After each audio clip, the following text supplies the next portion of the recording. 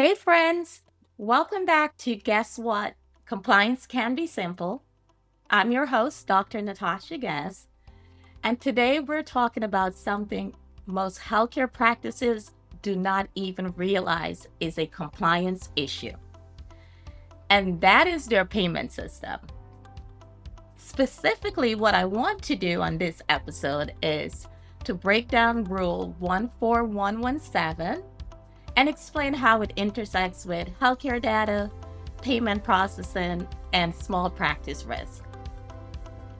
I know that a lot of practices that I work with, they think about HIPAA in terms of charts, emails, and EHR systems, and that is very important. However, very few practices think about how their patient payments flow through their financial platforms and what that means from a regulatory standpoint. So, to help us unpack this, I am joined by Harrison Graham, owner of Generational Builders, and John Lee from Fluid Financial.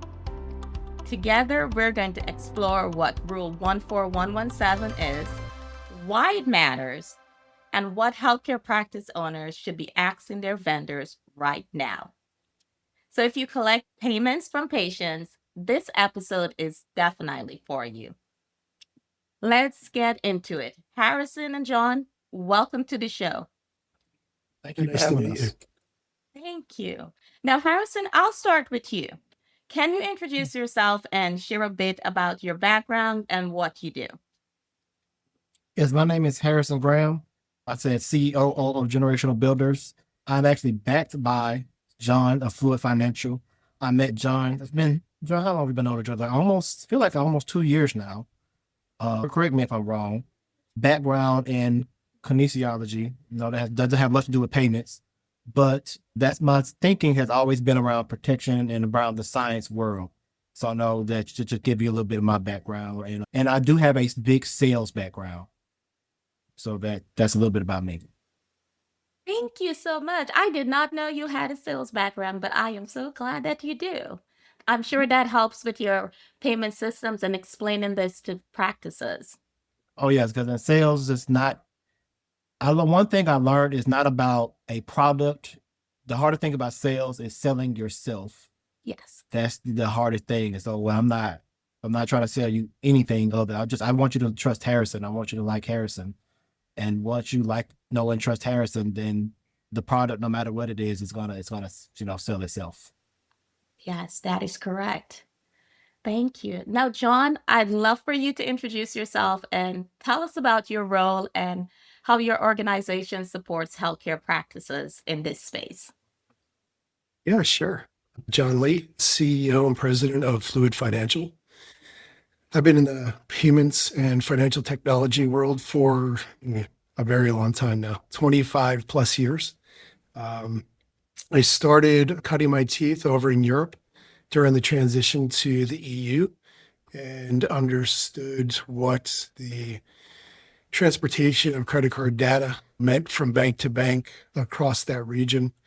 I worked with all the major banks from the UK and Ireland, all the way through to Ukraine, to Italy, Greece, and everywhere up towards the middle portion of Europe as well. Basically, was able to identify how they needed to upgrade their servers, what the development pieces needed to be integrated in for the businesses to actually accept credit cards on a chip and pin type of basis. So Europe's about 15 years ahead of the United States in technology as it relates to payments. And by gaining that experience in Europe, I was able to take that and translate that back into the United States. I started my own company back in 2003, sold to another company, and then reopened a second company. Went public in 2015 and took exit of that company. It's called i3 Verticals. It's II3V. It's listed on NASDAQ, and took exit in 2019.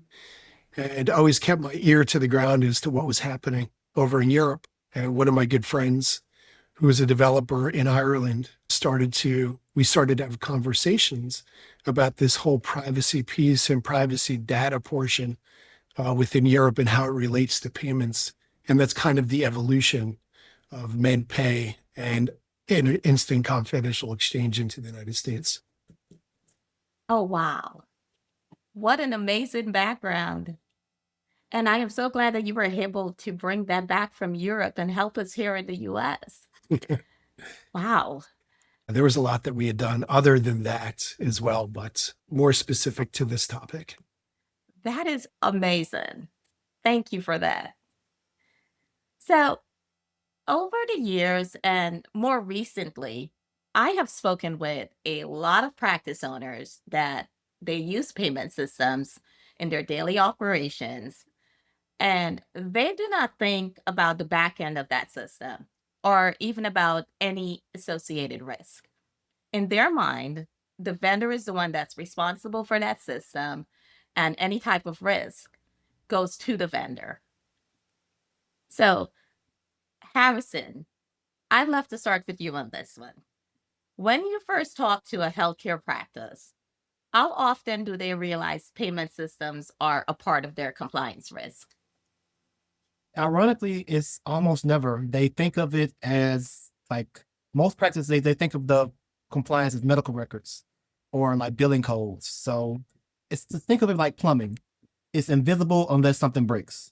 So what they miss is that payment systems routinely touch data that can be linked back to patient care, which makes them part of the compliance risk surface. Wow.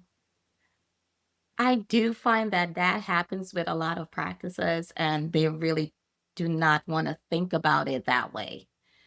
John, is this something that you have seen as well? Is this type of awareness gap something that's documented within the practices that you speak with? Yeah, so there are many deficiencies as it relates to payments within the healthcare practice as it stands today. A lot of practices are trying to become this one central point of data entry using their EHRs, EMRs.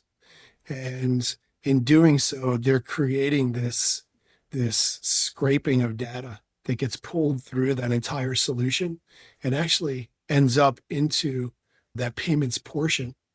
And that scraping of data crosses through your patient information, your data logs, invoicing, and straight on through to the payments portion. That all gets encapsulated and then sent up to Visa and MasterCard. Once it leaves your environment, it breaks HIPAA compliance. So just at the point of purchase, you find yourself where you're at a vulnerable stage to be in violation of HIPAA as well as 14117. So, when you speak with the practices or the practice owners, what do you tell them about the way they should be thinking about their payment systems in relation to compliance? Or how do you explain this to them? So we've done a deep dive on this whole payments piece, and we've solicited opinion letters from some nationally recognized healthcare attorneys. We actually have one nationally recognized healthcare attorney that is a professor at Arizona State University that works within our organization. And he's very specific to this transfer of data or electronic patient health information, that EFI, that gets moved back and forth electronically. So in having these conversations, we try to educate them and let them know that although these systems are encrypted, it doesn't necessarily mean that you're actually minimizing the data that gets transferred from location to location. So whether it be your medical records that gets encrypted and sent from one email to the next, or very specifically within payments, because there hasn't been a solution like ours that protects that data.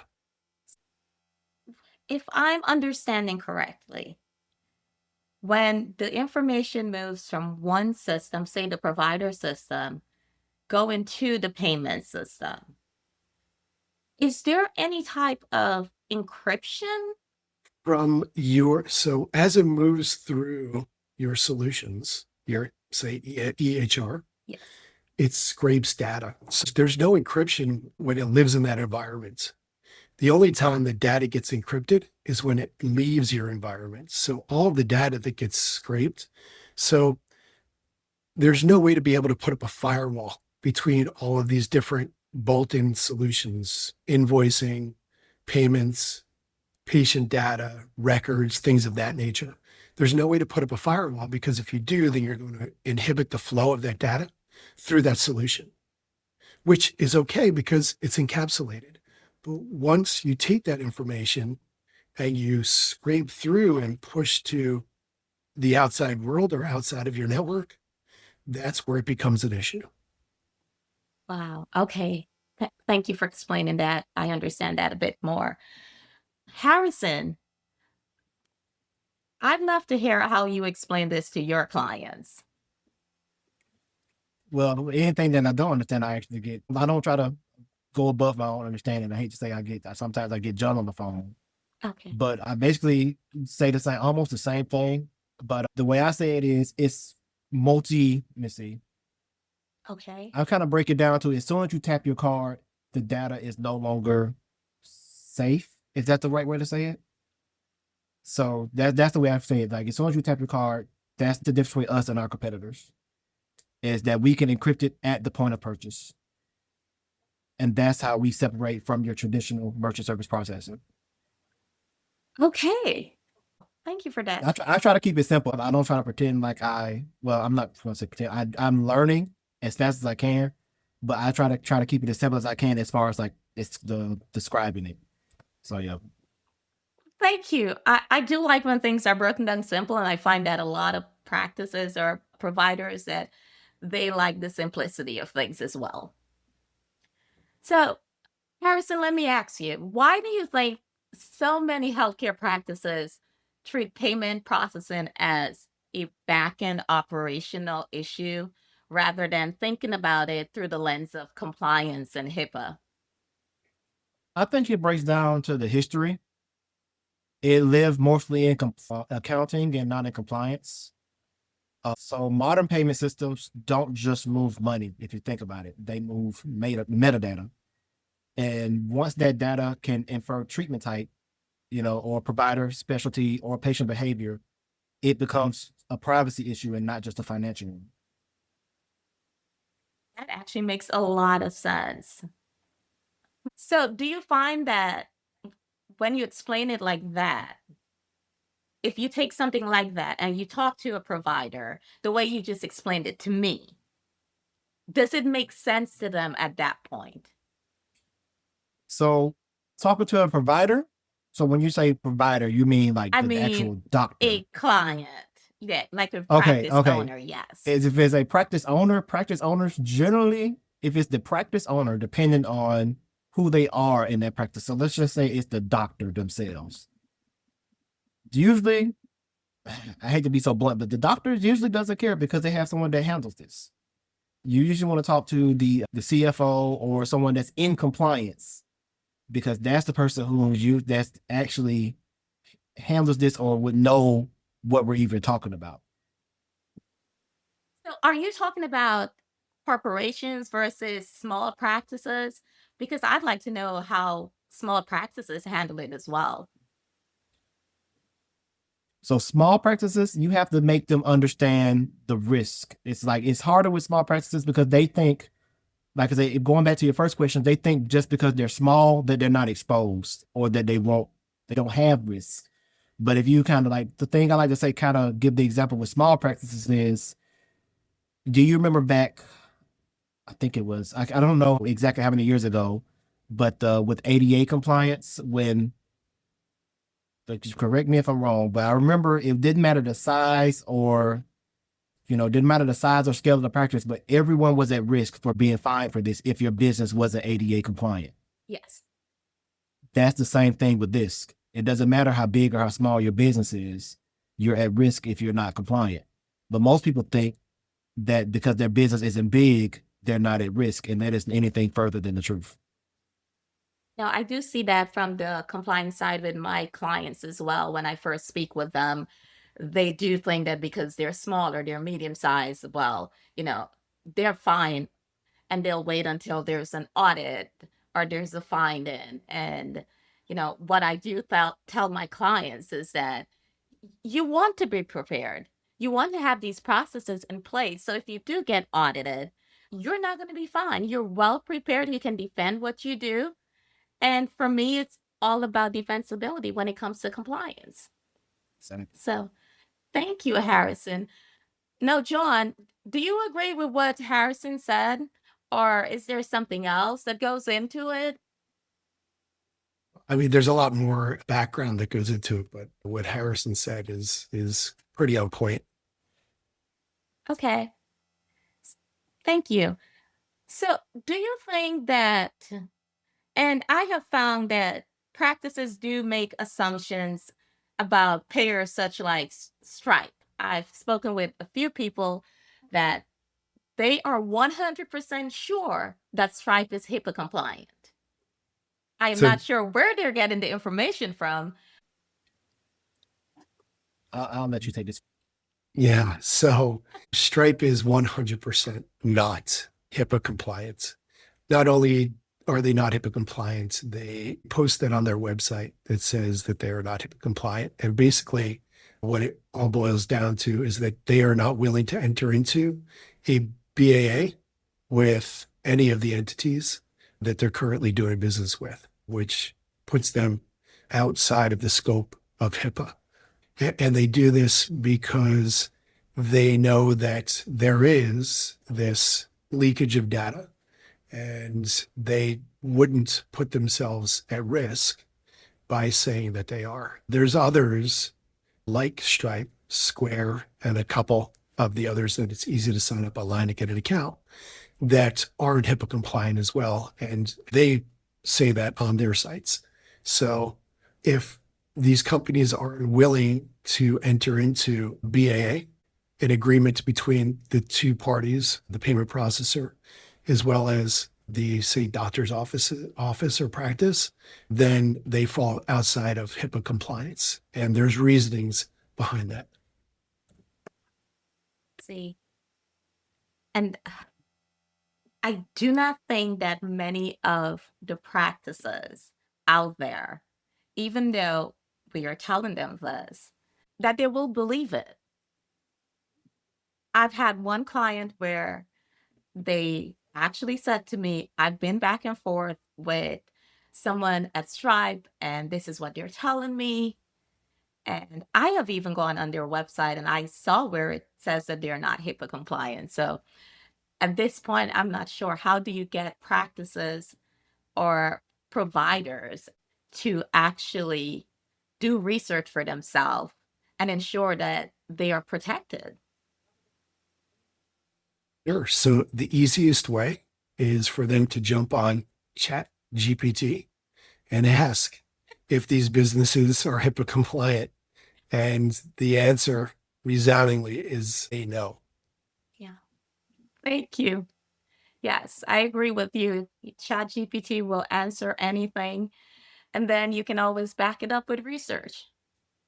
Exactly. And you don't need to worry about it being a salesperson that'll tell you that they are, but it's really not. That's true. Thank you. John, in simple terms, can you explain what is Rule 14117? What problem is it trying to address? And why should healthcare practices even care? Healthcare practices have a lot of regulation. 14117 is an executive order that was written by the Biden administration and adopted by the Trump administration. So it still exists. And basically, what it states is that any data that gets transferred, electronic data that gets transferred during the transactionary process, that gets reissued or repurposed for the use of other companies to be able to benefit outside of the United States. And those countries being kind of the no-fly list, the Iraq, Iran, Qatar, and a few of the other rogue nations. If it falls into their hands, then it's considered espionage or active treason, which is a little extreme. And I don't think that it being espionage that you would find yourself in prison. But basically what it's saying is that you need to be able to handle your data and make sure that you know where your data is being transferred so that you don't get fined or find yourself in some type of legal back and forth. That is serious. That is very And serious. yeah, it is. And I know it's kind of shocking, right? It is, Everybody's saying, yes. yeah, yeah, because you're using these big words like espionage and treason. Wow. So this is something that practices definitely need, or even corporations. I know I focus a lot on small practices. That's why I'm always saying practices. But Right. this is something that needs to be out there in their face for them to understand these consequences. Now, Yeah, it definitely does. yes. Wow. So, Harrison, Yes, I'd ma'am. love for you to translate that into what it means operationally for a small practice. So what does 14117 mean for a small practice? Yes, from an operational standpoint, what does that mean for them? Yeah, I can jump in there and help them out. Give me 1 second. Yeah, just Yep. jump in, John. Okay.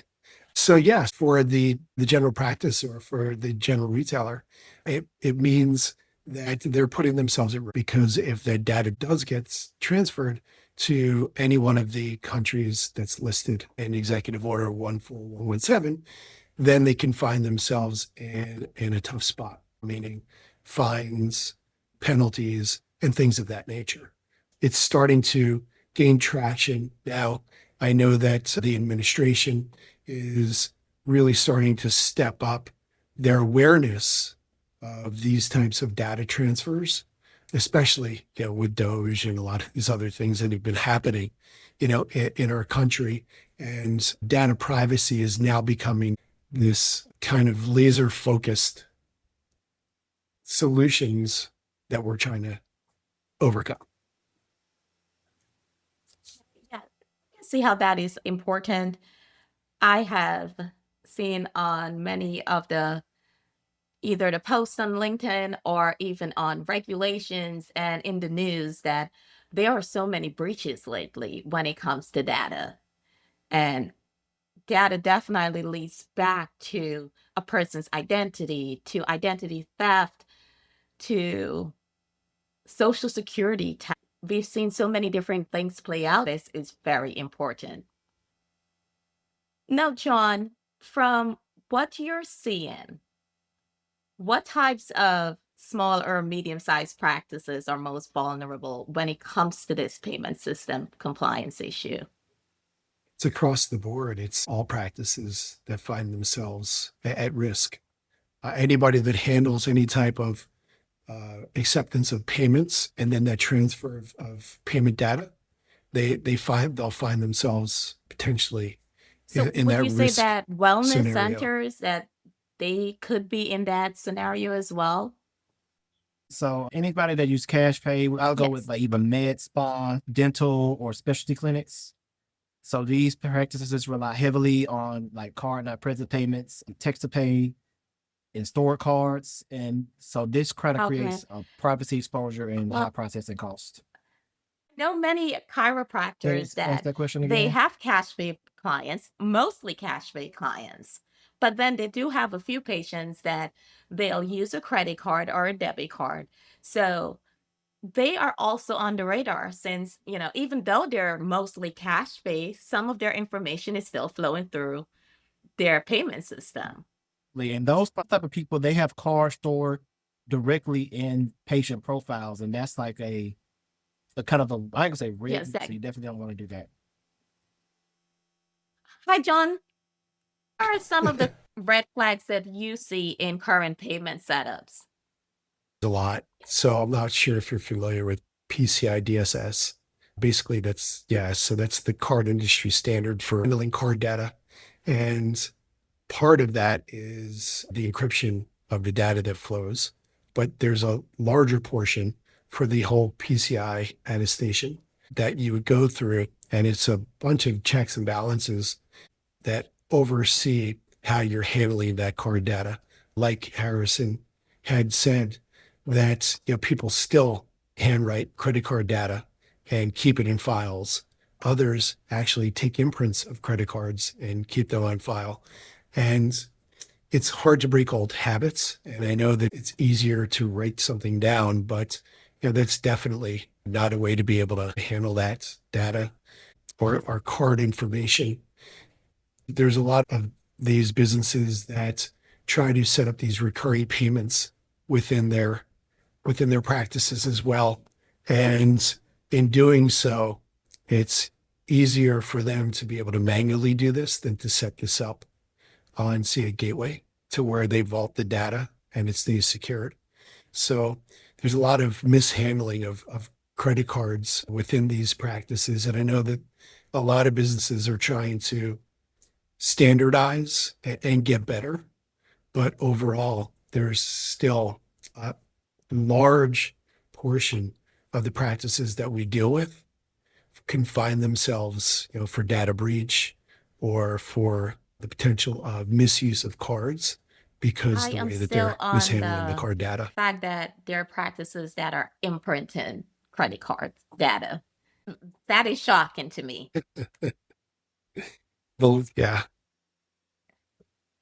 Yeah, believe it or not, there are a few. Oh I my stumbled God. across two recently Well, I that were do doing that. hope that they have updated that system Yeah. now to something that can be protected for the patients. Yeah, we've upgraded them That to is a two amazing. gateway Thank where you they're for able to that. store the core data. So, if a practice owner is listening right now and they're realizing that they've never evaluated their payment system, where should they begin? They should call Harrison.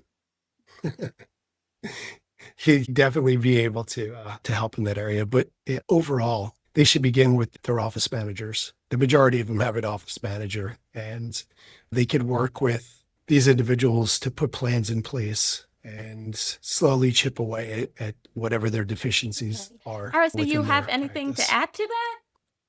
Yes, you can map your payment data flow in your fee structure. So you can ask like two simple questions. I mean, John's been talking about it all day. Can your payment data be linked back to patient care? And how much are we And actually then they paying in can processing definitely fees? call you. So Well, they can call me, okay, give me a quick thank call, you. and I can help them out. So, what specific questions should practice owners be asking their payment vendors right now? They should be asking if they fall within HIPAA cures and 14117 compliance. They should also ask what the latest trends and solutions that are out in the payment space to be able to best protect the patient's EFI. And they should also understand that there's only a limited grouping of companies that are able to help them within these regulatory Harrison, compliance would you like areas. to add to that? Yeah, if I can add to that is, do you tokenize and de-identify data at the source? Where is your payment data processed and stored? I mean, because like I said, you don't want to catch a fine or be put in prison, as John was mentioning earlier. And do you support compliant and consumer choice or reward-based payment models? And why are we paying full interchange? Those are some great when questions to ask. I alternatives would like to know exist? the answer for those. So, if you could leave healthcare practices with or practice owners with one key takeaway about Rule 14117 and about payment system risk, what would that be? John, I'll ask you to go first. So I would ask them to, or I would tell them to challenge their payments provider or their current payments provider today to find out if they actually know the regulatory compliance pieces for each one of those.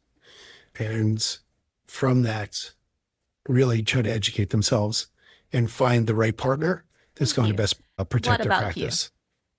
I would tell them that, you have to know that billing accuracy is specific about whether you're charged the right amount.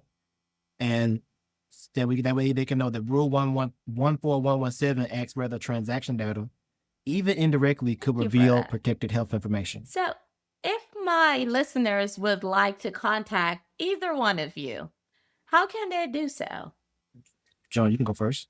Okay. They could email me at jl@fluid.financial or give me a quick call at 561-843-1084.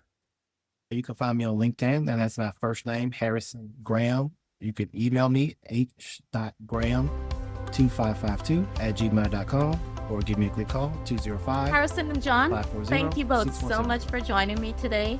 I have learned quite a lot. I am shocked by certain things, but I hope that my listeners today, they benefit from this conversation. And for my listeners, remember, payment systems are not just financial tools. They are data environments, and especially in healthcare, whatever data moves, compliance flows. So keep it simple, stay compliant, and protect your patients. Thank you.